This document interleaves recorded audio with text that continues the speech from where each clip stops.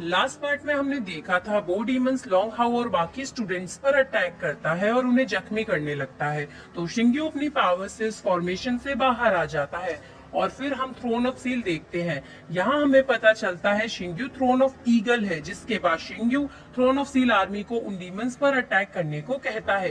तो throne of seal army उन demons को बड़ी ही आसानी से हरा देती है। अब इस पार्ट के स्टार्टिंग में हम एक वोल्केनो को देखते हैं और फिर एक बड़े से डीमन को आते हुए देखते हैं जो काफी डेंजरस और पावरफुल लग रहा होता है। जिसके बाद उस वोल्केनो से एक रेड लाइट आसमान में जाती है। वहीं फिर आसमान में एक रेड कलर का पोर्टल खुलता है जिसमें से एक स्पाइक क्रिस्टल सीधा शिंग्यू पर अटैक करता है और शिंग्यू उस स्पाइक क्रिस्टल को पकड़ लेता है और फिर डिस्ट्रॉय कर देता है।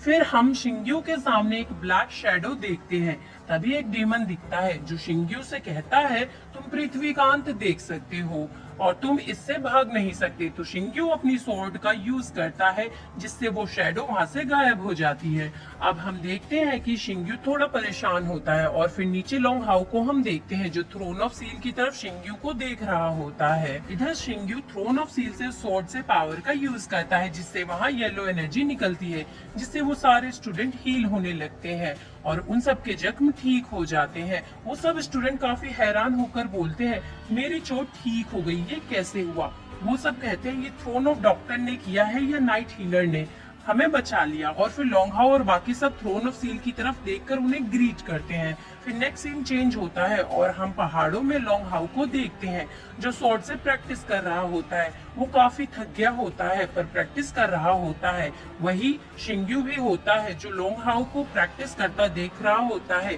तभी वहाँ लॉन्ग हाउ की माँ मिस बाई आ जाती है। तो शिंग्यू मिस बाई से कहता है मेरे ईगल थ्रोन का राज खुल गया और शिंग्यू लॉन्ग हाउ को देखते हुए कहता है वो जल्द ही यहाँ अपना रास्ता खोज लेगा। और मुझे यकीन नहीं हो रहा कि मदर ओडिन इस रिमोट टाउन में आ गई हैं।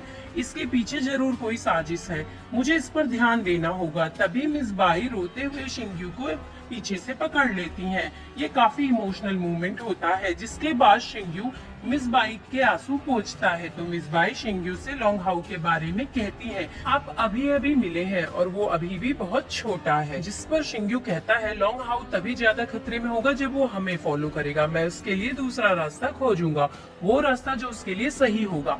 मिस बाई रोने लगती है और शिंग्यू भी दुखी हो जाता है। फिर शिंग्यू लॉन्ग हाउ के पास जाकर उसे बुलाता है। शिंग्यू लॉन्ग हाउ से कहता है तुम अभी भी कल जो हुआ उसके बारे में सोच रहे हो ना। आगे शिंग्यू कहता है मैंने नाइट पैलेस से संपर्क किया है, वो लोगों को भेज रहे हैं दोबारा ओडिन री इनैक्टमेंट को ऑर्गेनाइज करने के लिए।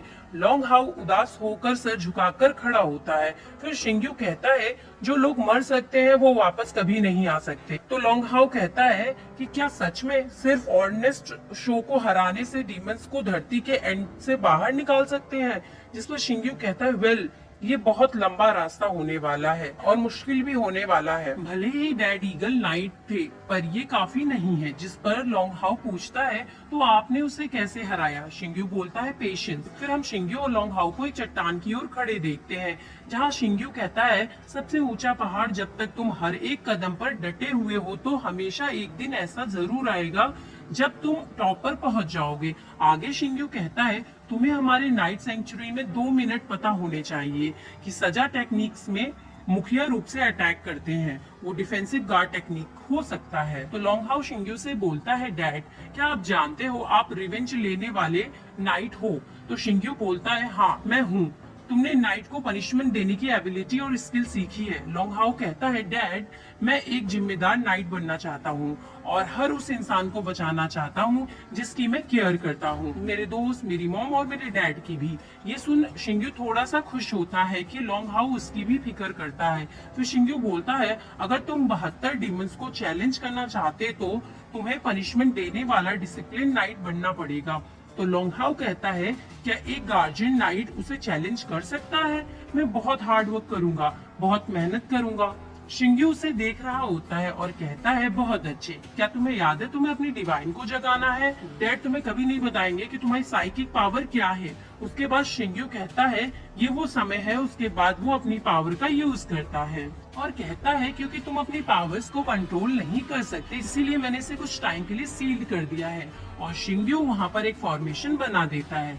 लॉन्ग हाउ उसके ऊपर खड़ा होता है और यहाँ पर शिंग्यू बताता है तुम्हारी इनेट स्ट्राइकिंग पावर 97 है और तुम टेंपल की हिस्ट्री के पहले चाइल्ड ऑफ लाइट हो। तो लॉन्ग हाउ कहता है लाइट ऑफ सन, इसका क्या मतलब है डैड? तो शिंग्यू से बताता है इसका मतलब है कि तुम्हारे पास एक गिफ्ट है जो किसी के भी पास नहीं है। मैंने सोचा तुम दोनों रिंग और गार्ड स्किल को सीख सकते हो और टेंपल की फर्स्ट डबल नाइट बन सकते हो। तो लॉन्ग हाउ सोचने लगता है कि डबल सीज नाइट क्या है।